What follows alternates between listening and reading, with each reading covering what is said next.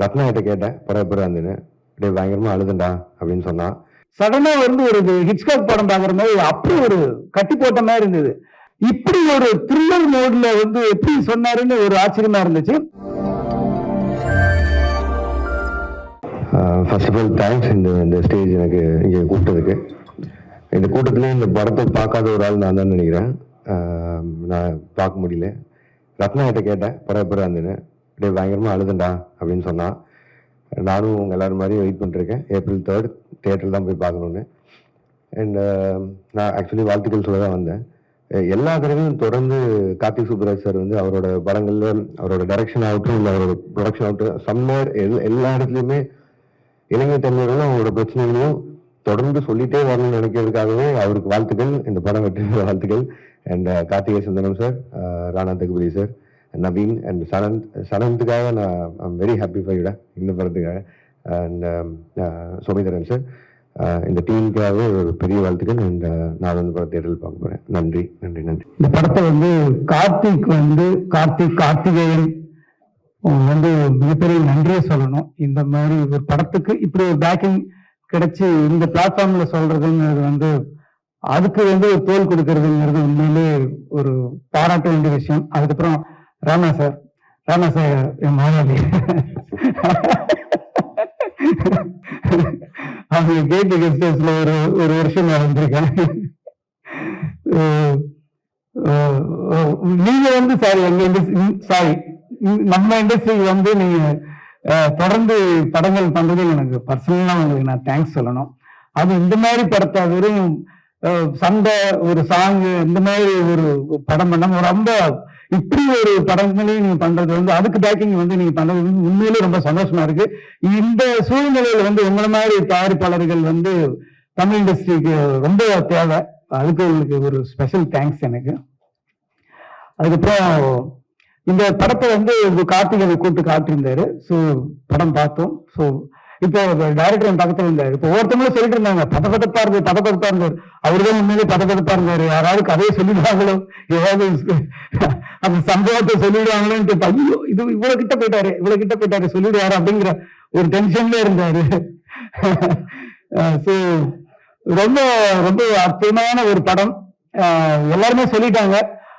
ஒரு போர் சூழல் அப்படிங்கிறது வந்து நம்ம வந்து டிவியில பார்த்து ஒரு நியூஸ்ல பார்த்து புரியாத மொழியில பார்த்தோம். ஆனா நம்ம பக்கத்து நாட்டுல நமது சகோதர நாட்டுல அவங்க எவ்வளவு கஷ்டப்பட்டாங்கிறத ஒரு வார் சூழல வந்து ஒரு வீட்டுக்குள்ள சார் நான் ஜாஸ்தி சொல்ல மாட்டேன். ஸோ ஒரு வார் சூழல வந்து ஒரு வீட்டுல இருக்கிற ஒரு கேரக்டர்ஸ அவங்களோட எப்படி இம்பாக்ட் பண்ணுது, ஒரு போர் வீரர்கள் அவங்க போராளிகளுக்கு நடுவுல வந்து ஒரு பொதுமக்கள் எப்படி பாதிக்கப்படுறாங்க. ஒரு சாதாரண நம்ம வந்து ஒரு திருமணம்ங்கிறது நமக்கு எவ்வளவு ஒரு சாதாரண ஒரு மறக்க முடியாத ஒரு நிகழ்வா இருக்கு. ஆனா அதே திருமணம் வந்து அந்த சூழல்ல வாழ்ந்தவங்களுக்கு கிட்டத்தட்ட 80-90களில் வாழ்ந்தவர்களுக்கு வந்து எவ்வளவு கஷ்டமா இருந்தது அப்படின்னு நினைச்சு பார்க்கும்போது அதை அப்படியே கண்ணு முன்னாடி தத்ரூபமா கொண்டு வந்து காட்டியிருக்காரு. அந்த வீட்டுல இருக்கிற கேரக்டர்ஸ் நடிகர்கள்லாம் அப்பா வாழ்ந்திருக்காங்கன்னு தான் சொல்ல முடியும். அந்த காஸ்டியூம் சொல்லு, அந்த போட்டிருக்கிற அவங்க ட்ரெஸ் வந்து அந்த கதை சொல்லுது. அந்த செவர்கள் அந்த செவத்துல மாட்டிருக்கிற படங்கள் வந்து அந்த கதையை சொல்லுது. ஸோ எல்லாமே ஒரு கிட்டத்தட்ட ஒரு 24 கிராஃப்ட்ஸும் வந்து கதை சொன்ன ஒரு படமா தான் நான் இந்த நீலராவை பாக்குறேன். ரொம்ப ஒரு சில நேரத்துல வந்து லிங்குசாமி நானும் தான் படத்தை உட்காந்து பார்த்துட்டே இருந்தோம். ஸோ படம் பார்த்துட்டு போயிட்டு இருக்கும்போது எல்லாரும் சொன்ன மாதிரி சடனா வந்து ஒரு ஹிட்ச்காக் படம் பார்க்குற மாதிரி அப்படி ஒரு கட்டி போட்ட மாதிரி இருந்தது. இந்த மாதிரி ஒரு கனமான ஒரு வலியான கதைய இப்படி ஒரு த்ரில்லர் மோட்ல வந்து எப்படி சொன்னாருன்னு ஒரு ஆச்சரியமா இருந்துச்சு. ஸோ படம் பார்த்துட்டே இருக்கும்போது சில காட்சிகள் வரும்போது அப்படியே மனசை உலுக்கி அப்படியே கண்ணில் தண்ணி வர ஆரம்பிச்சது. கண்ணை வர தொடக்க முடியுமா, கண்ணாடிக்குள்ள வரல ஓடுற மாதிரி ரொம்ப இதா இருந்து அதனால கொஞ்சம் அப்படியே பேக் பண்ணேன்னா நமக்கு படம் பார்த்து அழுகு இருக்கும்போது பக்கத்துல இருக்கிற ஒரு சின்ன ஈகோ இருக்கு நமக்கு. என்னடா அது அப்படின்னு பின்னாடி போயிட்டுன்னா லிங்குசாமி வாய் விட்டு அழ ஆரம்பிச்சிட்டாரு. சரி அவரு அழுகிறாரு நமக்கு என்ன வந்துன்னு சொல்லிட்டு அதுக்கப்புறம் டிஷ்யூ பேப்பர்லாம் வச்சு கண்ணை தொடச்சிட்டு அது பார்த்தேன். ரொம்ப பிரமாதமா அவங்க 2 பேருக்காக நான் என்னை வந்து 2 பேரும் அழ வச்சுட்டீங்க. ஸோ ஒவ்வொருத்தரோட அந்த சின்ன பசங்கள்ல இருந்து அந்த கேரக்டர்ஸ் பேசுற மொழி ஆகட்டும், அந்த டயலாக்ஸ் எல்லாம் வந்து ரொம்ப பிரமாதமா இருந்துச்சு. நான் வந்து லிவிசாமி நாங்க தான் பேசிட்டு இருந்தோம் வெளியே வந்து மணிசாரோட டயலாக்ஸுக்குலாம் நாங்க ஒரு பயங்கரமான ஃபேன். ஏன்னா மணிசாரோட டயலாக் வந்து நீங்க ப்ரிடிக்ட் பண்ணவே முடியாது. இது இந்த கேரக்டர் இது சொன்னா இதுதான் பதில் சொல்லும் அப்படின்னு நம்மளால யூகிக்க முடியாது. அந்த மாதிரி வரிகள் வந்து இந்த படத்துல படம் ஃபுல்லாவே இருந்தது. ரொம்ப பிரமாதமா இருந்தது.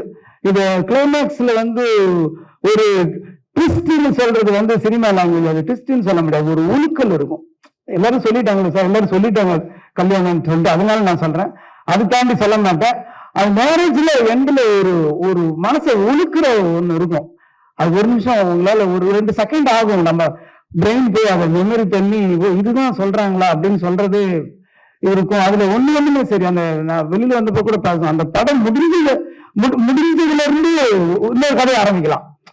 அங்கிருந்து என்ன காரணத்துக்காக அந்த திருமணம் நடக்குது, அந்த திருமணம் நடந்து முடிஞ்ச உடனே என்ன தொடர்ந்து அவங்க பயணம், அந்த தொடர்ந்துல இருந்து ஒரு படம் பண்ணலாங்கிற அளவுக்கு ரொம்ப கனமான ஒரு படம். வாழ்க்கையை வந்து அப்படியே பிடிச்சிருக்கு. ஸோ இன்னைக்கு வந்து யோசிச்சு பார்க்கும்போது அதில் வாழ்ந்த நிறைய கேரக்டர்ஸ் இன்னைக்கு இருக்க மாட்டாங்க, இல்லை அப்படின்னு நினைக்கும் போது அதுக்குள்ள ஒரு பெரிய ஒரு வலி இருக்க செய்யுது. ஸோ படங்கள் எல்லாம் பாருங்க. இந்த படத்தை வந்து ஓடிடியில பாத்துக்கலாம் அப்படின்னு இருந்துடாதீங்க, தியேட்டர்ல வந்து பாருங்க. முக்கியமா குழந்தைங்களை கூப்பிட்டு வந்து காட்டுங்க, குழந்தைங்களை கூப்பிட்டு காட்டுங்க. ஏன்னா 80s நாங்கெல்லாம் ஸ்கூல்ல அந்த 80s 90s எல்லாம் படிச்சுட்டு இருக்கோம். நாங்க ஸ்கூல்ல காலேஜ் எல்லாம் போயிட்டு இருக்கும்போது ஜெயவர்த்தனா ஒலின்னு கத்தி நம்ம ஓரளவுக்கு அந்த டைம்ல ஒரு இலங்கை சம்பவம், அந்த வார்ன்றது என்னங்கிறது நமக்கு உள்ள தெரியும். ஆனா இன்னைக்கு இருக்கிற அடுத்த குழந்தைகளுக்கு, அடுத்த தலைமுறை குழந்தைகளுக்கு வந்து அன்னைக்கு இருந்த ஒரு போர், அந்த காலத்துல வந்து ஒரு ஃபேமிலி, ஒரு குடும்பம், அந்த குடும்பத்தில் இருக்கிற நபர்கள் எப்படி பாதிக்கப்படுறாங்க அப்படிங்கறது இந்த படத்தை கூட்டிட்டு வந்து எல்லாரும் காட்டுங்க. சாதாரண ஒரு பொழுதுபோக்கு படமாகவும் இருக்கும், ஒரு படமாகவும் ஒரு த்ரில்லர் மூடு இருக்கும், அதே சமயத்துல ஒரு கனமான ஒரு கண்ணீர் கதையும் இதுக்குள்ள இருக்கு. அதனால எல்லாரும் இதை பாருங்க. பத்திரிகை நண்பர்கள் இந்த படத்துக்கு ஒரு உங்களோட சப்போர்ட் இருந்து இந்த படத்தை பெரிய படமா கொண்டு வரணும் அப்படிங்கிறது என்னுடைய வாழ்த்துக்கள். தேங்க்யூ.